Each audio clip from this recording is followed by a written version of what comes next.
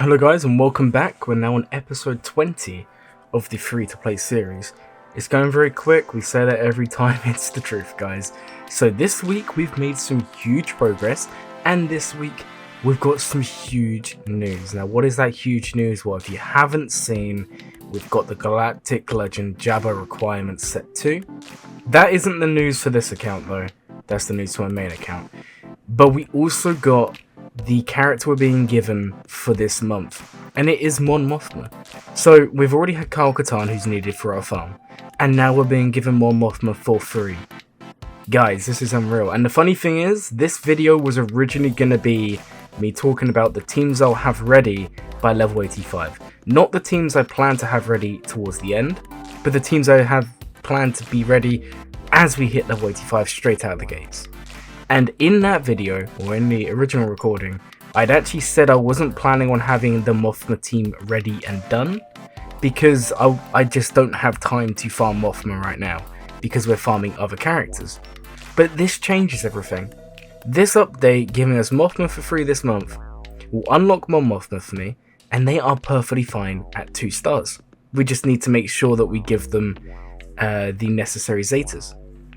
So all of a sudden, going for Kyle and building him up next as our big project makes so much sense, because then we'll have Mon Mothma, we'll have Kyle Katarn, who I'm hoping to have at relics in the next month or 2.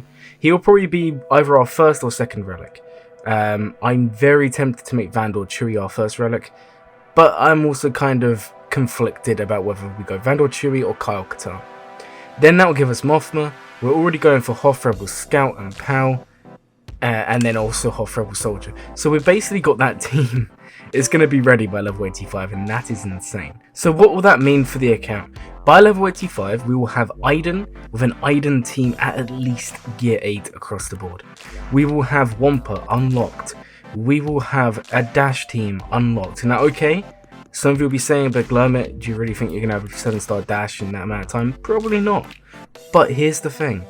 We will at least have a 3-star Dash, and Dash works at low stars. Not to mention, we're also going to have an Empire team with Vader, Palpatine and Thrawn, and Mara Jade.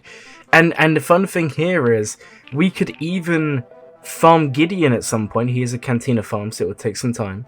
But we could farm him down the line, and then we could use Thrawn and Gideon, and then we would have Palpatine and Mara Jade, and then we'd have Vader who can solo. There is a lot of potential here, guys, for us to build and expand our account. And I'm not saying this is made possible by this update, because that would be naive. But what I'm saying is this update that's coming out is really, really good for us. It's really, really good for being able to speed up some of our farms and make sure we have teams ready for Grand Arena. As you can see here, we actually just unlocked Stark. I'm slowly farming him in the guild store. And then once he's done, we'll probably start farming just all the guild store characters and get them all ready and done. But here's the thing, guys. In Grand Arena, you do not need 7-star characters. In territory battles and in PvE, yes, of course, you're going to need 7 stars, because a lot of it is capped and locked behind these 7-star characters. But in Grand Arena, a 3-star Mon Mothma with a Relic Kyle Katarn will be amazing. A Gear 12 Smuggler team with a 3-star Dash is going to be amazing. So this is kind of what we're building towards. The other thing is, I kind of want to talk about it in general, guys. I'm very, very hyped for the coming months. We've also got Gear Changes 2.0 is confirmed. They're confirming first that they're going to finish 1.0. And as we spoke about that before, yes, there's some changes that we feel could have been better. But for a brand new account, and we are obviously witnessing this firsthand here, the results are nothing to cry about. We've got a good amount of stun guns, we've got a good amount of cover bunties, obviously we don't have many cryotecs, but maybe they're being Gear Changes 2.0, I don't know. I actually have a small suspicion, so don't quote me on it, that Gear Changes 2.0 may be relic orientated. But we'll talk about that another time. So with all these gear changes coming, with the mod changes coming, it's going to be so much easier as a new player, as a free-to-play player. Again, if you've been playing for years, or if you're 3-4 million GP, maybe even 2.5 million GP, maybe these changes wouldn't seem as game-changing to you. Because you're going to be in a position where you're already stuck behind the block, and the block being the amount of stun guns you need, the amount of carbunties you need, the amount of cryotechs you need, the amount of relics you need, the amount of everything. But for those people starting the game now, or who started in the last 6 or 7 months, you're not going to be at them blocks just yet, which means by the time you get to them, you're already going to have a good amount of progress into getting past them. I hope that makes sense to you guys, but I am extremely hyped for what is to come in the future of this game. And for this free-to-play account, because we're going for Starkiller and we seem to be getting very lucky. Like, imagine them giving us Kyle Katarn for free, and then imagine them giving us more Mothma for free. I mean, what are they going to do next? Give us, like, Dash for free? I don't know. But this is just a very, very good change. And there's something else that I wanted to talk about here today. So, with the update, they've also announced that Nest is going to be added to all fleet nodes for a temporary amount of time. Now, as you guys may or may not know, Nest is a character who can solo many teams. They are a fantastic character to farm up, and a lot of people have them a relic, and I recommend you do that. On my main, I have them relic free, but there's a big argument to take them to R7 or R8. Now, why am I talking about this today? So Nest, whilst being good, the issue they have is they're on the final section of fleet, which unless you have a good fleet, there's no way you can beat that node. So this brings the potential for us to at least unlock and start working on Nest. Now obviously Nest is nowhere near as good at low gears or low stars, but we're going to try and see how far we can get down the line. I reckon we can maybe get them to 3 or 4 stars, maybe 5 stars if we're lucky.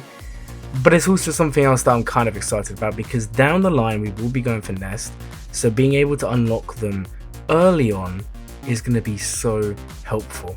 Now, in terms of the actual account progress this week, and not me just getting excited about the state of the game, we actually beat Galactic War again. I don't want to tell you how many times I've beaten it now because it's not many, but we've finally cleared it. And the funny thing is, we literally did it on full auto. I essentially just bought Phoenix. My Phoenix are now all 7-star, they're all gear 7.